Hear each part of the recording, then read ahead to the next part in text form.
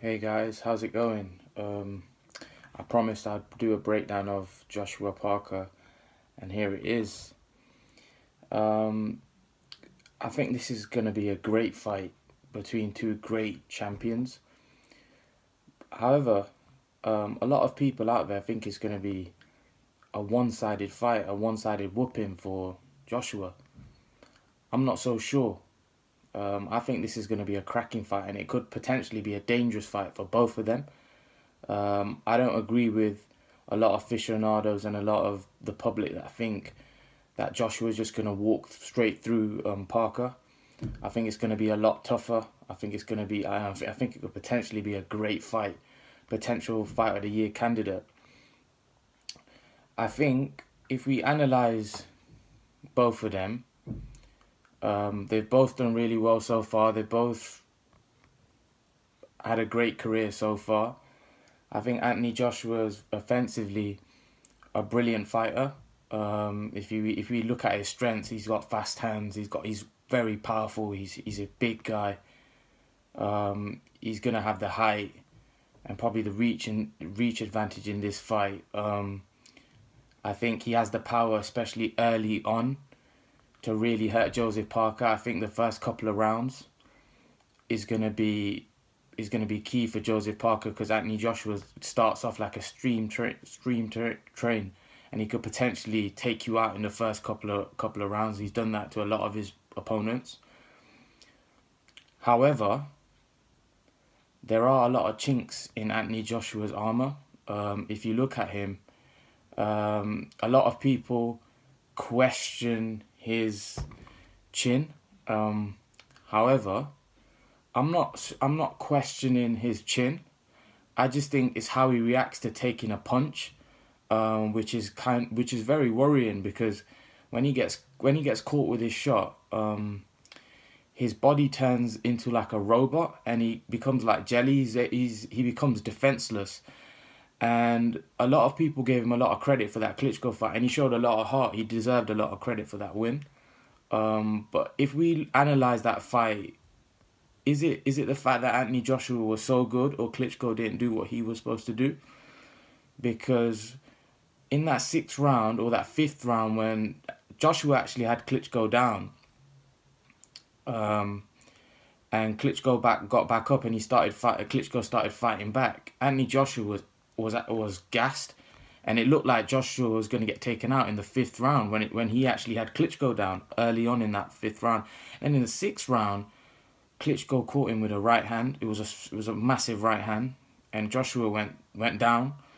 But it was what happened after that I found really worrying for Joshua. It's the fact that he didn't throw a punch for the next four rounds, and he was moving around the ring.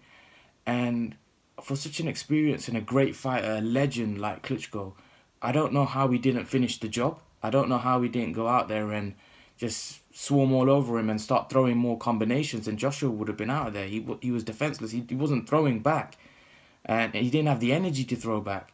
So was it the fact that Joshua was so good, or was it the fact that Klitschko let him off the hook?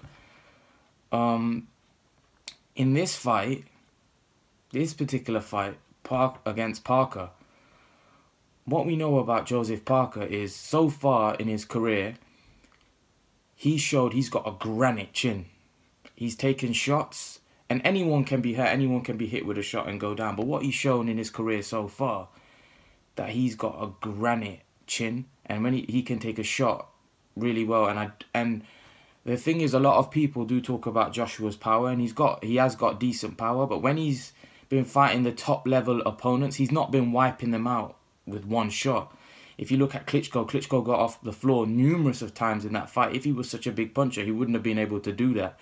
Same with Takam. Takam was about a 6 foot 5'11" guy. He was stocky for a 5'11", but he never really got Joshua never really hurt him in that fight at all. Apart from the time when there was blood going into Takam's eye and he couldn't see, and Joshua hit him with the left hand, and Takam went down.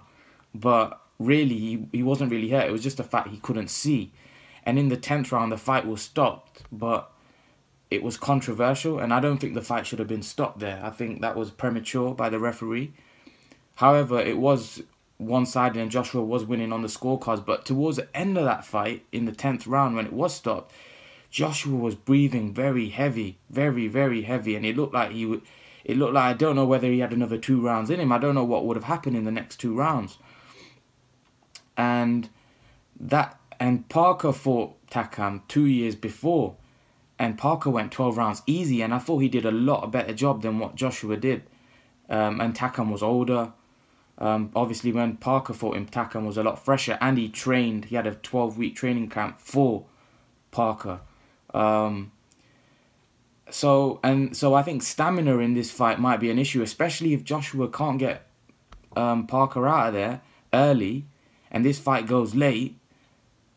It could be very dangerous because Parker isn't going to have stamina issues, but Joshua will have stamina issues. But I think what it'll come down to is if they do go into the middle of the ring, and I think stylistically this fight is going to be a great fight because I think Parker likes people coming to him and Joshua comes to his opponent. So I can't see this fight being a bad fight. I think it's going to be a cracking fight. But what's going to happen is when they do meet in the center of the ring, what is going to happen? Because we do know that Joshua doesn't react really well when he gets caught with a big shot. And so far in Parker's career, we know that his chin is like granite. And everything that hits his chin, it just bounces straight off. So what's going to be interesting about this fight is when they do meet in the center of the ring and they start throwing punches, what's going to happen? Is Parker going to be able to take Joshua's power? Because let's be honest, Parker has fought some good fighters, but he hasn't been in the ring with anyone as powerful or strong or maybe even as skillful as Anthony Joshua. However, in my opinion, I do feel if Parker hurts Joshua in this fight, like Dylan White hurt Joshua, like Klitschko hurt Joshua, I do think Parker will finish the job. I think Parker's hands are faster than Anthony Joshua's. And I feel if Parker hurts him at any time of the fight, at any time in the fight, I think the fight will be over. I think his hand speed, he'll be throwing combinations that will be hitting Joshua, and I don't think Joshua will have the time to recover. I think against Klitschko allowed Joshua to recover in that fight. If Klitschko didn't allow Joshua to recover in that fight, I think the fight would have been over because Joshua, like I said, was defenseless. And this is what I'm saying. I don't think Joshua's got a bad chin, and he's got a big heart, so he will carry on until he literally can't. But it's how he reacts to taking punches that's worrying. His legs turn into jelly. I don't know whether that's his muscular bound physique. His legs turn to jelly. His body becomes stiff, and he can't even throw punches. It's not the fact that he just cannot throw punches because his punches are non-effective. They have nothing on them when he's hurt. So this is going to be a very big thing in this fight. If Joshua is hurt in this fight, I think Parker will get the job done, and also there's stamina issues for Anthony Joshua, which is worrying because if the fight does go late, then Joshua might start blowing, and that again could go into Parker's favour because, like I said, Parker's done 12 rounds a couple of times and he's done it comfortably.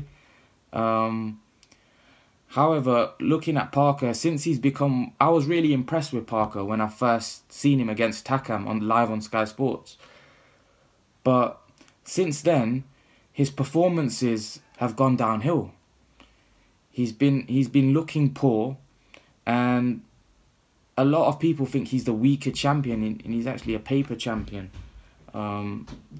So actually, I don't know what Parker's going to bring. But I think for this fight, he's going to bring his A game. But since he became world champion, his performances have been really poor, which has led people to believe that this is going to be a one-sided fight.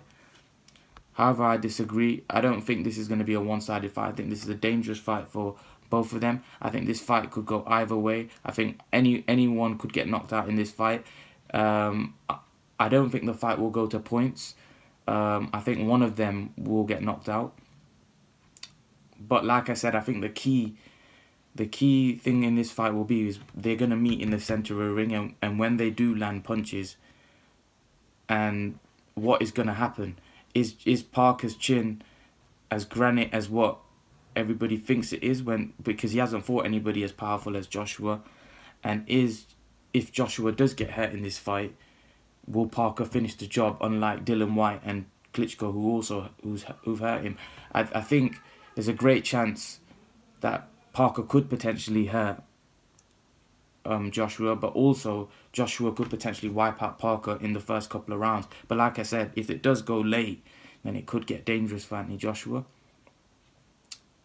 So that's what I think of the fight. I think it's a great fight. I think both have a great chance of winning the fight.